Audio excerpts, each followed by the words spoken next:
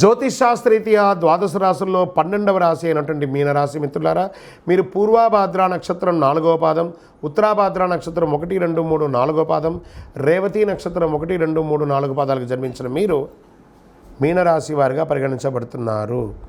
ఈ నెల మీకు శుభాశుభ ఫలితాలు ఎలా ఉన్నాయి అని అంటే, 7:30 శని నడుస్తుంది, రాహు అనుకూలంగా లేడు, బృహస్పతి 3వ ఇంట్లో, శని 12వ ఇంట్లో, కేతు 7వ ఇంట్లో, అంగారకుడు ఈ నెల 2 మరియు 9వ ఇంటికి అధిపతిగా తిరోగమనంలో ఉన్నాడు. చేపట్టే పనిలో జాప్యం కలిగే విధానాలు పూర్తి చేస్తారు. సన్నిహితులతో సఖ్యత కలుగుతుంది. స్థిరాస్తి వివాదాల్లో పెద్దల సహాయంతో పరిష్కారం చేసుకుంటారు. కోర్టు వ్యవహారాలు మిశ్రమంగా ఉంటుంది. సంతానం యొక్క వివాహ ఉద్యోగాలు సానుకూలంగా ఉండే అవకాశాలు మాస ద్వితీయంలో కనబడుతున్నాయి. వ్యాపారాలు లాభసాటిగా అయ్యే అవకాశాలు బాగా కనబడుతున్నాయి. ఉద్యోగంలో మీ ప్రతిభకు గుర్తింపు పొందుతాయి. మీనరాశి వారికి మిశ్రమ ఫలితాలు బాగుంటుంది, కొంచెం అటు ఇటుగా ఉంటుందని కూడా చెప్పచ్చు. పరిశ్రమల వారికి శ్రమ ఎక్కువగా ఉంటుంది. దూర ప్రయాణాలు వాయిదా వేయడం మంచిది.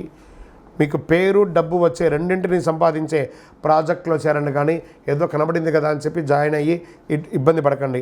ఆర్థికపరమైన విషయాల్లో సంయమనం మాత్రం కోల్పోకండి. డబ్బుల విషయంలో మరింత జాగ్రత్త అవసరం. ప్రధాన ఆర్థిక నిర్ణయాలు తీసుకోవడానికి ముందు ప్రమాద అవకాశాలు ఎంత ఉందో దాన్ని బాగా లెక్క వేసి మీ భార్యాభర్తలు, అన్నదమ్ములు, పెద్దవాళ్ళ యొక్క సూచన మేర ఆర్థిక వ్యవహారాల్లో ముందుకు వెళ్ళండి. భూమి భవనాలు సంబంధించిన వివాదాలు కోర్టు చుట్టూ తిరగాల్సి వచ్చే అవకాశాలు ఉన్నాయి. మాస ద్వితీయంలో ఉన్నతాధికారులతో అనుకూలించడం భావితరాలకు మేలు చేస్తుంది. కొందరికి ఆకస్మిక స్థానభ్రంశం, ఉద్యోగ మార్పు లేదా ఉద్యోగ తొలగడం ఇవి కూడా జరిగే అవకాశాలు ఉన్నాయి. వ్యతిరేకతలపై కొంచెం బాగా అధ్యయనం చేయండి. వేరువేరు రూపాల్లో ధనాన్ని వెచ్చించే అవకాశాలు ఏర్పడుతుంది. అన్ని పనుల్లో శుభ పరిణామాలు ఏర్పడే అవకాశాలు కూడా అవకాశం ఉన్నాయి. శారీరక ఆరోగ్యం స్వల్ప ప్రభావితం చేసే అవకాశాలు ఉన్నాయి. కోలుకుంటారు. శస్త్రచికిత్స అయ్యే అవకాశాలు ఉన్నాయి. బ్లాక్స్ కానీ లేదా ఈ యొక్క బ్లడ్ బ్లాక్స్ కానీ లేకపోతే శస్త్రచికిత్స కానీ, మర్మాంగాల దగ్గర యొక్క ఫంగల్ ఇన్ఫెక్షన్ లాంటివి రావడం కానీ, లేదా స్కిన్ రిలేటెడ్ ఇక ఇబ్బంది రావడం కానీ, యూరినల్ ప్రాబ్లం రావడం కానీ జాగ్రత్త పడండి. ఇవన్నీ కూడాను. ఉపాధ్యాయ ఉద్యోగం చేసే వాళ్ళకి ఇది ఒక మంచి సమయం అని కూడా చెప్పచ్చు. ఎవరితోనూ వాదులాటకు దిగకండి. రాజకీయ నాయకులకి కాస్త గడ్డు కాలం, జాగ్రత్త, తస్మాత్ జాగ్రత్త. షేర్ మార్కెట్ నష్టాల్లోనే కనబడుతుంది మీకు ఈసారి. వ్యవసాయదారులు బాగుంటారు.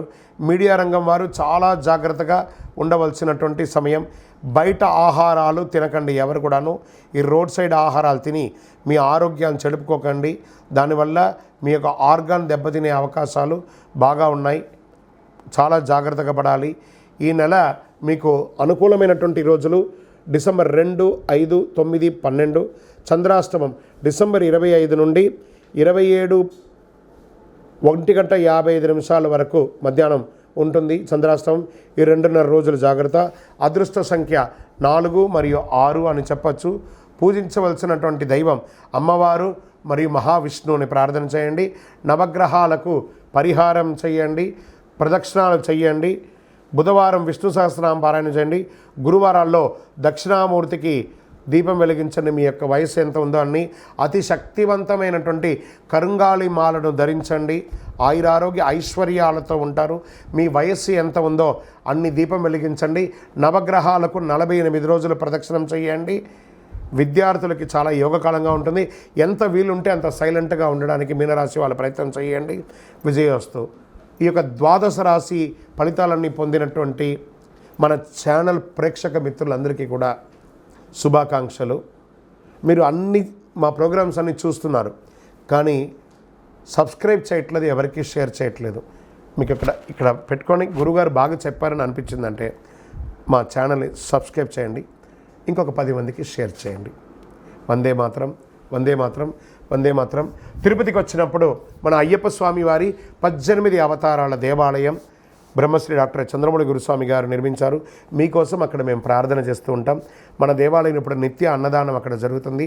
తిరుపతికి వచ్చినప్పుడు అవకాశం వల్ల మన దేవాలయం వచ్చి భిక్ష స్వామివారి ప్రసాదం తీసుకోండి. శరణమయ్యప్ప, శరణమయ్యప్ప, శరణమయ్యప్ప.